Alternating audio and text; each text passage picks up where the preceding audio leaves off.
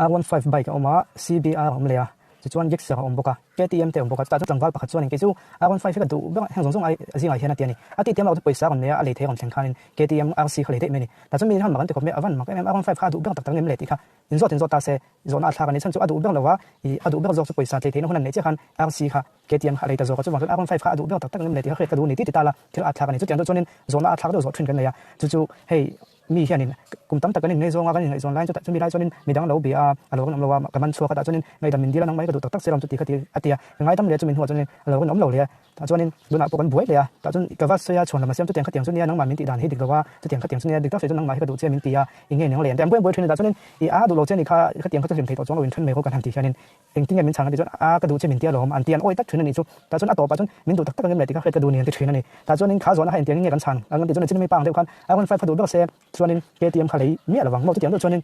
nang ma kha du tak tak cha che sela kha tiang bo wa khain tong lem ti khain zot le thin la chu ta tang chuan thodi khe kha thei don ani chu mi tam tak chuan in kha tiang bo wa zong zo an ton ton hu pon du tak tak lo awanga buan an ton to bang po khan an ton ton hu po khan min du tak tak nem le min mangai ngem le ka mangai che min ti a lo an ti tlat zela chu tong kam hi chu I tong kam ania ama chu zona om ve le thea chuan in nang ma chu mangai tak tak che sela mo nang ma kha du ba ta che sela kha tiang khain tong ngem ti khain zot ta la tong lo wang kha tiang khain wang ngin ton nga tinge midang lo biak nga tinge lo kan om lo kan ti chuan in a chan no sam te chu du tak tak lo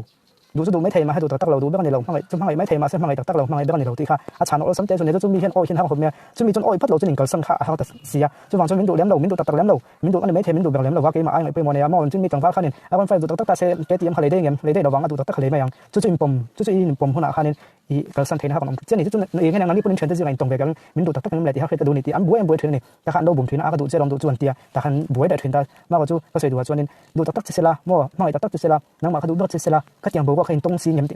ti khai ngai to ngai ni chu ka khai ngai to la chu tong chuan in thil dik khe kha thei ron ni ti kha I mi tam takin am buai na thrin ka on sei ve me ni chu